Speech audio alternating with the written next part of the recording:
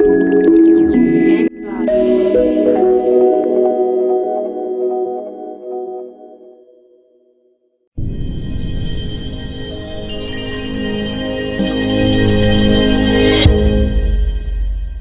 friends, again welcome back to D. Kiran sir's virtual chemistry classes. So मित्रांनो, आता आपण या लेक्चरमध्ये डिप्रेशन इन फ्रीजिंग पॉइंट, तिसरी कॉलिगेटिव्ह प्रॉपर्टी, जसं की आपण पाहिलं बॉइलिंग पॉईंटमध्ये वाढ होते म्हणजे बॉइलिंग पॉईंट इन्क्रीज होतं, त्याला आपण एलिव्हेशन इन बॉइलिंग पॉईंट म्हणलं. तसं फ्रीजिंग पॉईंट कमी होतं, फ्रीजिंग पॉईंट डिक्रीज होतं. फ्रीजिंग पॉईंट का कमी होतं, फ्रीजिंग पॉईंट डिक्रीज कसं होतं ते आपल्याला या ठिकाणी बघायचं आहे. म्हणजे डिप्रेशन इन फ्रीजिंग पॉईंट म्हणजे नक्की काय. So before going to see depression in freezing point colligative property, we will understand what exactly freezing point is. जसं आपण बॉइलिंग पॉईंट म्हणजे काय हे पाहिलं. बॉइलिंग पॉईंट म्हणजे काय, सोल्युशनचं वेपर प्रेशर आणि ॲटमॉस्फिरिक प्रेशर हे दोन्ही इक्वल होतात त्या टेम्परेचरला आपण बॉइलिंग पॉईंट म्हणतो. तर फ्रीजिंग पॉईंट काय आहे, freezing point is nothing but vapour pressure of solution and vapour pressure of A solid solvent is becoming equal. इथं ॲटमॉस्फिअरचा काही संबंध नाही आहे. आता ॲटमॉस्फिअरचा संबंध नाही आहे इथे. संबंध कशाचा आहे तर या ठिकाणी एखादं सोल्युशन आहे किंवा एखादा सॉल्व्हेंट आहे, त्या सोल्युशनमधील त्या सॉल्व्हेंटला जर आपण फ्रीज केलं, त्याचं सॉलिडमध्ये कन्व्हर्जन केलं, तर त्या सॉलिडचं वेपर प्रेशर तिथल्या त्या सॉल्व्हेंटच्या वेपर प्रेशरला या ठिकाणी इक्वल असणार आहे. त्याला आपण या ठिकाणी काय म्हणत असतो, फ्रीजिंग पॉईंट असं म्हणत असतो. So in short what we can say, the point of temperature at which vapor pressure of solid solvent is equal to vapor pressure of liquid solvent. याला आपल्याला या ठिकाणी ग्राफिकल मेथडने समजून घ्यावं लागेल. ते कसं हे पाहू आपण. Depression in freezing point.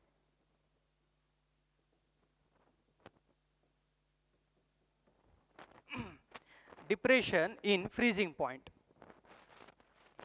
Graphical मेथडने आपण पहिल्यांदा ते समजून घेणार आहोत.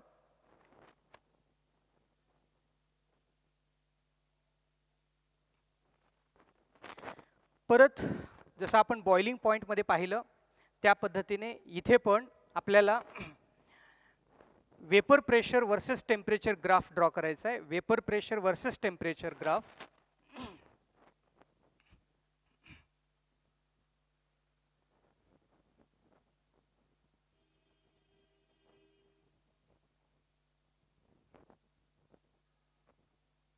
This is a temperature axis and this is a vapor pressure axis. हे वेपर प्रेशर ॲक्सिस आहे आणि हे टेम्परेचर ॲक्सिस आहे. पहिल्यांदा आपण काय करतोय, first of all vapour pressure temperature curve study of only pure solvent. Pure सॉल्व्हेंटचंच वेपर प्रेशर आणि टेम्परेचर कर्व आपण या ठिकाणी स्टडी करतोय. तर ते कसं हे पहा.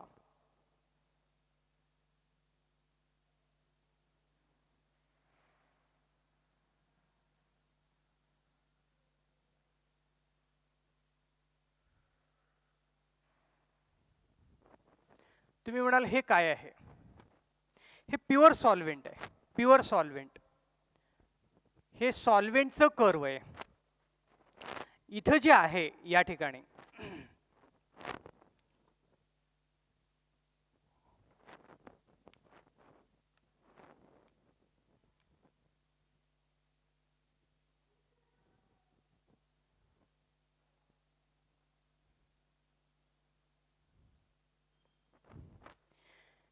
इथून पुढे हे लिक्विड पार्ट आहे. मित्रांनो हे लिक्विड पार्ट आहे. इथून या पॉइंट पासून पुढे लिक्विड पार्ट आहे आणि या पॉइंट पासून पुढे हा याचा सॉलिड पार्ट आहे. सॉलिड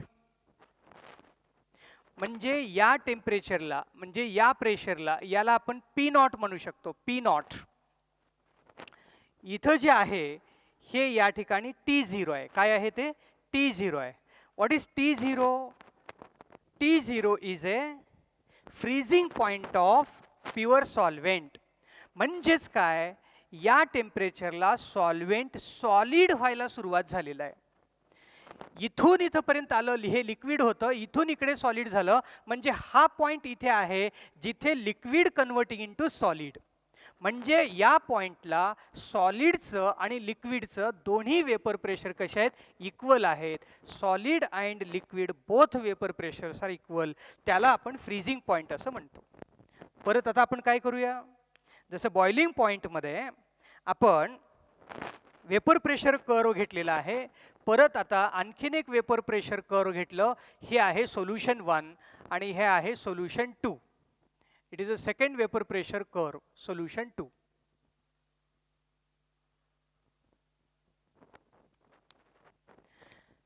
हे आहे सोल्युशन 1 आणि हे आहे सोल्युशन 2.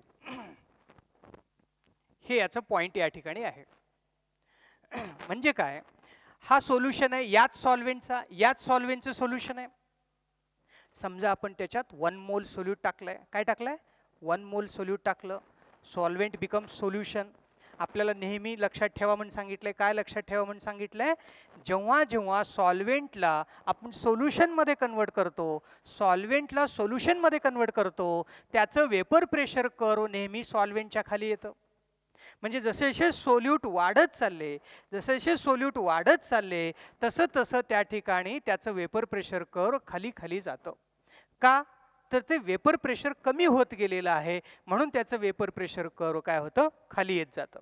तर या ठिकाणी या पॉइंट ऑफ व्ह्यूला याला आपण P1 म्हणू शकतो, याला आपण या ठिकाणी P2 म्हणू शकतो, याला आपण या ठिकाणी T2 म्हणू शकतो आणि या पॉइंटला आपण या ठिकाणी T1 म्हणू शकतो.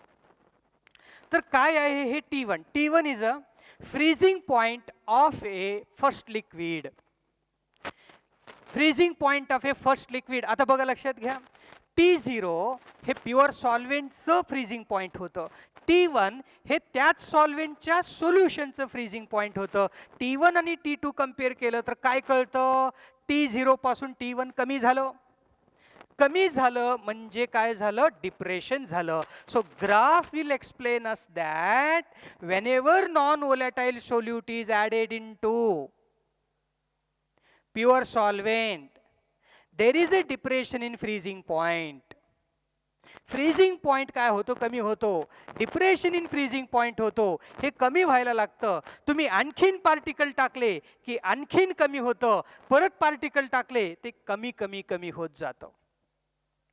म्हणजे वॉटर हे जे आहे त्याचं फ्रीजिंग पॉइंट किती आहे? 0 डिग्री सेल्सिअस. वॉटरचं फ्रीजिंग पॉइंट किती? 0 डिग्री सेल्सिअस. पण त्याच्यात जर नॉन व्होलॅटाइल सोल्यूट जर टाकले, नॉन व्होलॅटाइल सोल्यूट, तर ते काय होणार? मायनस मध्ये जाणार. आणखीन त्याच्यात पार्टिकल टाकले, आणखीन मायनस मध्ये जाणार. म्हणजे जेवढे जास्त पार्टिकल तुम्ही त्याच्यात टाकत जाल तेवढं त्या ठिकाणी काय होत जाईल? आता एक पॉइंट महत्वाचा तुम्हाला सांगतो, याच्यावरचे न्यूमरिकल भरपूर तुम्हाला येतील. फॉर्म्युले पाठ केले तर ते लक्षात राहतील आणि तुम्ही फॉर्म्युल्यावरनं ते सॉल्व पण करू शकता. पण एक प्रश्न प्रीवियस इयर नीट PMT मध्ये विचारलेला आहे, जो की कॉम्प्लिकेट आहे आणि सिंपल नाही आहे. कॉन्सेप्ट डेप्थ मध्ये समजला तरच कळतं. काय आहे ते? तुम्हाला असं हे ग्राफ पाहिल्यानंतर काहीतरी वाटत असणार आहे की याच ठिकाणी येऊन काय हे मॅच झालं, का तर हे तर सोल्युशन आहे. याच ठिकाणी येऊन काय हे झालं, हे तर सोल्युशन 2 आहे. एक गोष्ट लक्षात ठेवायची, विसरायची नाही. ती काय? जेव्हाही सोल्युशनचं फ्रीजिंग होत असतंय, जेव्हाही सोल्युशनचं फ्रीजिंग होत असतंय, सोल्युशन मधलं फक्त सॉल्व्हेंट फ्रीज होत असतो, सोल्यूट नाही. उदाहरणार्थ वॉटरचं आपण समजा युरिया टाकलंय, वॉटरमध्ये युरिया टाकलंय आणि त्याचं फ्रीजिंग करतोय. सो फक्त त्याच्यातलं वॉटर सॉलिड होत असतो, युरिया नाही.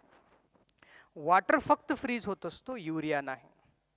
म्हणून या ठिकाणी एकच गोष्ट लक्षात ठेवायची, परीक्षेत प्रश्न विचारलेला आहे की खालीलपैकी कुठलं बरोबर आहे? At the time of freezing of A solution which statement is correct? At the time of at the time of freezing of a solution, there is equilibrium in vapor pressure of pure solvent and its solid solvent. Liquid solvent आणि त्याचा solid solvent जो आहे त्याचंच vapour pressure equilibrium मध्ये असतात. ते दोन्हींचेच vapour pressure equal असतात. सोल्यूटचा तिथे काही एक संबंध नाही. मग बरोबरच आहे ना. काय, हा प्युअर सॉल्व्हेंट आहे, त्याच्या सॉलिडचं हे वेपर प्रेशर आहे, तर त्याच सॉल्व्हेंटचं हे सोल्युशन आहे, त्याच सॉल्व्हेंटचं हे सोल्युशन आहे. मग त्या सोल्युशन मधला सॉल्व्हेंट जेव्हा फ्रीज होईल तेव्हा याच सॉलिडला तो वेपर प्रेशर इक्वल होईल. म्हणून एकच लक्षात ठेवायचं, शॉर्टकटमध्ये सोप्यात सांगतो, सोल्युशनचं जेव्हा फ्रीजिंग होत असतं त्याच्यातला फक्त सॉल्व्हेंटच फ्रीज होत असतो आणि सॉल्व्हेंटचंच वेपर प्रेशर आणि त्याच्या सॉलिडचं वेपर प्रेशर इक्वल असतं. आता या ठिकाणी याचं एक्सप्लेनेशन, याचं इंटरप्रिटेशन आपल्याला करायचं आहे. या ठिकाणी तुम्हाला हे ए आहे, हे बी आहे, हा सी पॉइंट आहे, हा या ठिकाणी डी पॉइंट आहे, ई पॉइंट आहे आणि हा एफ पॉइंट आहे. बरोबर आहे. A B C D E F असे तुम्हाला या ठिकाणी पॉइंट दिसतील. इथेही राईट अँगल ट्रायंगल आहे असं, म्हणजे हे जे कर्व आहे हे स्ट्रेट लाईन आहे असं आपण गृहीत धरू. हे तर स्ट्रेट लाईन आहेच, तर त्याच्या समोरची ही बाजू, तर हे राईट अँगल ट्रायंगल प्रमाणे या ठिकाणी हे सिमिलर ट्रायंगल या ठिकाणी आपल्याला दिसत आहेत. We focus here, we can see two similar right angle triangles here. आणि त्याच्या सिमिलर राईट अँगल ट्रायंगल प्रमाणे या ठिकाणी ही जी बाजू आहे या बाजूचा रेशो, या बाजूचा रेशो या बाजूच्या रेशोला इक्वल असतो. या बाजूचा रेशो जो आहे या ठिकाणी या बाजूच्या रेशोला इक्वल असतो. आता हे बघा, triangle A C E and triangle A B F, right. तर हे दोन तुम्हाला या ठिकाणी सिमिलर दिसत आहेत. तर याच्यामध्ये हे जे आहे पहिली बाजू कोणती आहे या ठिकाणी, A C upon A B is equal to CE upon C D. आता ए सी काय आहे, what is A C here? A C म्हणजे P0 minus P2, P0 minus P2, P0 minus P2 upon, आता हे झालं ए C. आता हे काय, P0 minus P1, P0 minus P1 is equal to, हे काय आहे या ठिकाणी. आता ही बाजू, ही झाली बाजू. आता ही बाजू काय आहे, ई सी काय आहे, T0 C T0 minus T2, कारण मोठ्या व्हॅल्यूतून लहान व्हॅल्यू वजा करतोय आपण, divided by T0 minus T1. मित्रांनो, हे प्रेशर आहे डेल्टा P1 झालं, हे प्रेशर आहे डेल्टा P2 झालं, हे दोन्ही टेम्परेचर आहेत, हे डेल्टा T1, हे दोन्ही टेम्परेचर आहेत डेल्टा T2. चेंज इन प्रेशरचा ratio equal to change in temperature हे कधी असू शकतं, ह्या दोन्ही टर्म एकमेकाला डायरेक्टली प्रोपोर्शनल असतील तर हे बरोबर असतं. म्हणजे याचा अर्थ काय, delta P directly proportional to delta T, आणि हा डेल्टा टी म्हणजे काय, डिफरन्स इन फ्रीजिंग पॉइंट, त्याला आपण डेल्टा टी एफ असं रिप्रेझेंट करतो. डेल्टा टी एफ हे लक्षात ठेवायचं आहे. कसं लक्षात ठेवायचं आहे आणि याला इंटरप्रिट कसं करायचं आहे ते थोडक्यात आपण या ठिकाणी पाहूया. मित्रांनो, डेल्टा पी म्हणजे काय, change in pressure. What is change in pressure, lowering in vapour pressure. Delta T F म्हणजे काय, चेंज इन फ्रीजिंग पॉईंट मध्ये झालेला बदल. जितकं वेपर प्रेशर कमी होईल तेवढं त्याचं फ्रीजिंग पॉईंट कमी होत जाईल, जेवढं वेपर प्रेशर कमी होत जाईल तेवढं त्याचं फ्रीजिंग पॉईंट कमी होत जाईल. हे चेंजेस जे आहेत ते डायरेक्टली प्रोपोर्शनल आहेत. लक्षात ठेवायचं, परत एकदा सांगतो, टेम्परेचर आणि फ्रीजिंग पॉईंट आणि प्रेशर डायरेक्टली प्रोपोर्शनल आहेत असं नाही म्हणायचं, किंवा टेम्परेचर आणि प्रेशर डायरेक्टली प्रोपोर्शनल आहेत असं कधीही म्हणायचं नाही. मोस्ट पर्टिक्युलर, बी पर्टिक्युलर. कसं, चेंज इन प्रेशर आणि change in temperature directly proportional आहेत. चेंज डेल्टा प्रोपोर्शनल आहे. आणि आपल्याला ऑलरेडी माहित आहे, काय माहित आहे आपल्याला already, delta P directly proportional to molality, कारण हे प्युअरली कॉलिगेटिव्ह प्रॉपर्टी आहे. हे सोल्यूट पार्टिकल वरतीच डिपेंड असतं. मोलॅलिटी म्हणजे काय, number of solute particle. Number of solute particle वरती हे क्लिअरली डिपेंड आहे. Delta P directly proportional to M. जर डेल्टा पी जर एम ला प्रोपोर्शनल आहे तर delta T F also directly proportional to M. म्हणजे depression in freezing point directly proportional to molality. आता तुम्हाला प्रश्न पडला असेल, नंबर ऑफ पार्टिकल वर डिपेंड आहे हे सांगण्यासाठी, सोल्यूट पार्टिकल वर डिपेंड आहे हे सांगण्यासाठी नेहमी मोलॅलिटीचाच वापर का करतात. तिकडे पण मोलॅलिटीज वापरलं एलिव्हेशन मध्ये, इथे पण मोलॅलिटीज वापरतो का. ह्याचं कारण एवढंच आहे की molality independent of temperature. Temperature बदलल्यानंतर याची व्हॅल्यू बदलत नाही. टेम्परेचर इंडिपेंडेंट आहे म्हणून हे डायरेक्टली प्रोपोर्शनल आहे. टेम्परेचर इंडिपेंडेंट आहे म्हणून डायरेक्टली प्रोपोर्शनल आहे. तर मित्रांनो, या ठिकाणी हे delta T F directly proportional to molality. तर याला आपल्याला हे प्रोपोर्शनॅलिटी साइन रिमूव्ह करायचे आहे. आणि ही गोष्ट क्लिअर कट तुम्हाला सांगते की डिप्रेशन इन फ्रीजिंग पॉइंट जे आहे, डिप्रेशन इन फ्रीजिंग पॉइंट जे आहे ती प्युअरली कॉलिगेटिव्ह प्रॉपर्टी आहे. कारण फक्त पार्टिकल म्हणजे मोलॅलिटीवर डिपेंड करतं. कोण आहे हे महत्त्वाचं नाही, किती आहेत हे महत्त्वाचं आहे. तुम्हाला मी नेहमी सांगितलं, कोण आहे महत्त्वाचं नाही, किती आहेत, कोणते पार्टिकल आहेत हे महत्त्वाचं नाही, किती पार्टिकल आहेत हे महत्त्वाचं आहे. It's not depends on nature of the particle, it's purely depends on the number of particles. So dear friends, here we are going for delta TF is equal to KF into M. आता KF काय आहे, what is KF? KF आहे one kind of delta TF. हे कधी असतं, जेव्हा M is equal to 1 असेल. जेव्हा M is equal to 1 याची व्हॅल्यू 1 ठेवलं, कोणत्याही संख्येला 1 ने मल्टिप्लाय करा, डिवाइड करा, बदल होत नाही. तर अशा पद्धतीने KF is nothing but one kind of delta TF. KF हे एक प्रकारचं डेल्टा TF आहे. डिप्रेशन इन फ्रीजिंग पॉइंट आहे KF delta TF when M is equal to 1. म्हणून KF ला काय म्हणतात माहित आहे का, KF ला म्हणतात मोलाल डिप्रेशन कॉन्स्टंट. काय म्हणतात त्याला, molal depression constant. What is molal depression constant?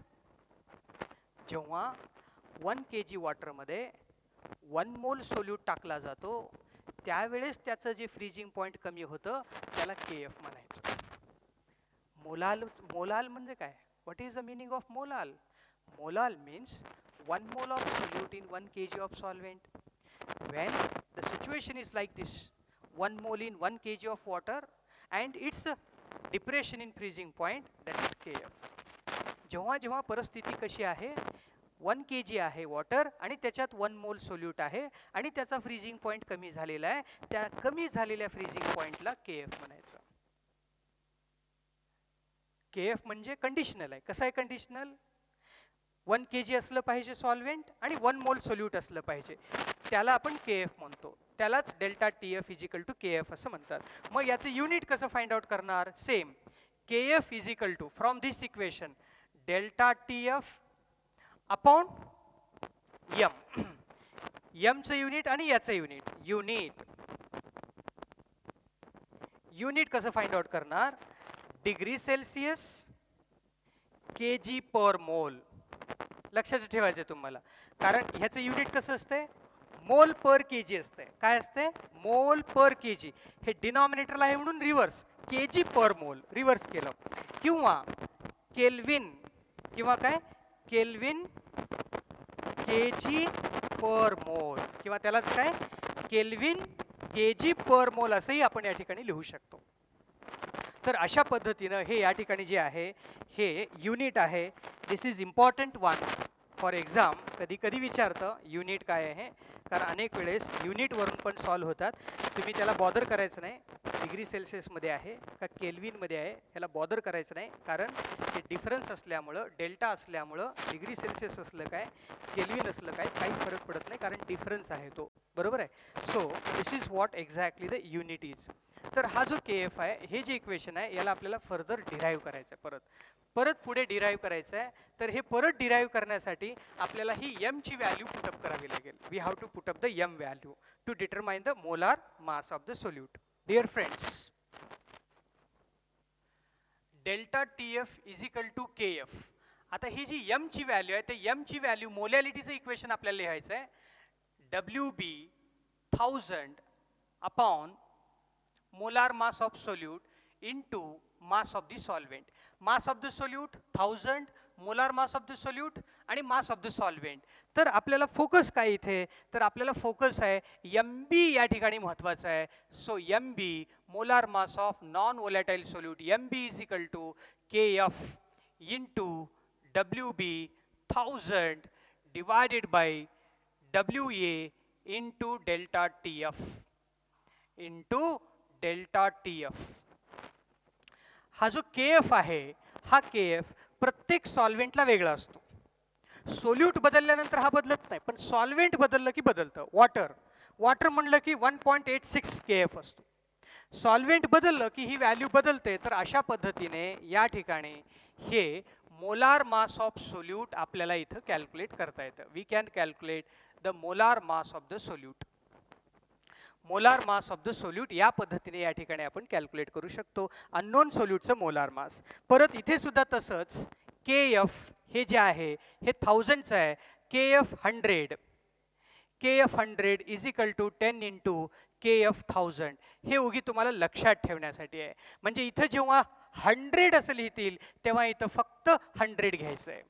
K F 100 असं लिहिलं की इथं 100 घ्यायचं आहे. This is what exactly the molar mass calculation experiment, right. आता बघा पुढे महत्वाचा मुद्दा मित्रांनो, हे कुठं कामाला येतं, वेअर इट इज युजफुल. याला म्हणतात depression in freezing point. It is very important for. आता अलीकडच्या काळामध्ये असे रेडिएटर किंवा असे व्हेकल असणारे, असे इंजिन असणारे, रेडिएटर असणारे इंजिन या ठिकाणी नाही आहेत. तर अगोदरच्या काळामध्ये एक 10 वर्ष अगोदर, 15 वर्ष अगोदर रेडिएटर असणारे इंजिन असायचे. त्याला नेहमी पाणी टाकावं लागायचं, इंजिन गरम व्हायचं. मग त्या रेडिएटरमध्ये जे पाणी टाकतो आपण, आणि तसं रेडिएटर पाणी असलेलं जर आपण जर जम्मू काश्मीरसारख्या थंड ठिकाणी जर त्याला जर घेऊन गेलं, ज्याचं टेम्परेचर -10 डिग्री सेल्सिअस जर असेल, तर ह्याचं 0 डिग्री सेल्सिअस. वॉटर जे आहे रेडिएटरमध्ये ते 0 डिग्री सेल्सिअस. टेम्परेचर किती आहे -10. मग ते रेडिएटरमधलं पाणी काय होईल, फ्रीज होईल.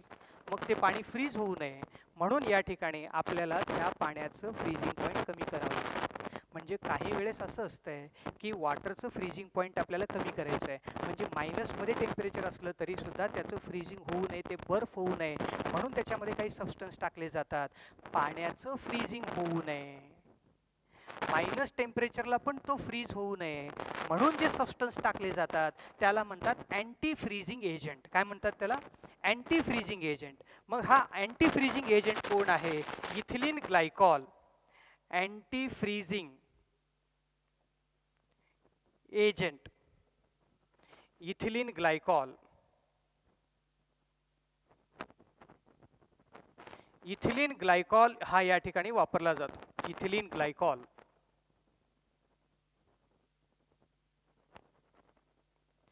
Anti freezing agent ethylene glycol. ते कसं, हे बघा, तुम्ही इथिलीन ग्लायकॉल वापरलात, त्याचं मोलार मास किती माहित आहे, त्याच्या फॉर्म्युल्यावर आपण कॅल्क्युलेट करतो. हे WA म्हणजे किती, सॉल्व्हेंट किती घेतलंय, 5 लिटर घेतलंय का 10 लिटर घेतलंय हे तुम्हाला माहित आहे. तिथलं टेम्परेचर किती आहे, 10 डिग्री सेल्सिअस. म्हणजे वातावरणाचं टेम्परेचर -10 डिग्री, म्हणजे -10 पेक्षा तुम्हाला ते आणखीन कमी करायचं. म्हणजे तुम्हाला टेम्परेचर किती ठेवायचं हे पण माहित आहे, फ्रीजिंग पॉईंट. मग त्याच्यात किती टाकायचं हे तुम्हाला कळेल, बरोबर आहे. म्हणजे मोलार मास तुम्हाला माहित आहे, सॉल्व्हेंट किती घेतलं हे माहित आहे, त्याचं KF माहित आहे, टेम्परेचर किती ठेवायचं माहित आहे. तर एवढ्या अमाऊंट ऑफ सॉल्व्हेंटमध्ये तो किती ॲड करायचा सोल्यूट, इथिलीन ग्लायकॉल. किंवा एवढ्या वॉटरमध्ये एवढं जर इथिलीन ग्लायकॉल जर ॲड केलं तर किती टेम्परेचर ते मायनस करू शकतं हे कॅल्क्युलेट करू शकतो. असे अनेक प्रश्न या ठिकाणी तुम्हाला फ्रीजिंग पॉईंटवरती, डिप्रेशन इन फ्रीजिंग पॉईंटवरती प्रश्न या ठिकाणी विचारले जातील, हे लक्षात ठेवायचं. आता हा जो KF आहे, हा KF एक्सपेरिमेंटली कॅल्क्युलेट केला जातो, त्याला बेकमेन्स मेथड असे म्हणतात. बेकमेन्स मेथड. आता ह्या बेकमेन्स मेथडमध्ये काय केलं जातं, लॅबोरेटरीमध्ये या KF ला डिटरमाइन केलं जातं. कसं डिटरमाइन केलं जातं KF ला? R T02 divided by 1000 into LF. आता याच्यामध्ये R काय आहे? R हा गॅस कॉन्स्टंट आहे. R हा गॅस कॉन्स्टंट आहे. T0 काय? फ्रीजिंग पॉइंट ऑफ सॉल्व्हेंट आहे. फ्रीजिंग पॉइंट ऑफ सॉल्व्हेंट आहे. LF काय आहे? लॅटेंट हीट ऑफ फ्रीजिंग आहे ते. Latent heat of freezing. So LF is equal to delta HF upon molar mass. LF म्हणजे 1 ग्रॅमला किती लागतं आणि डेल्टा HF म्हणजे मोलार मासला किती लागतं. म्हणजे उदाहरणार्थ वॉटरच्या 1 ग्रॅमला किती लागतं फ्रीजिंग व्हायला म्हणलं की LF. वॉटरच्या 1 ग्रॅमला किती लागतं फ्रीज व्हायला म्हणलं की LF. 1 ग्रॅम म्हणलं की लॅटेंट आणि मोलार म्हणलं डेल्टा HF म्हणजे 18 ग्रॅमला किती. मग 18 ने डिवाइड केलं की तुम्हाला 1 ग्रॅमला किती हे मिळतं.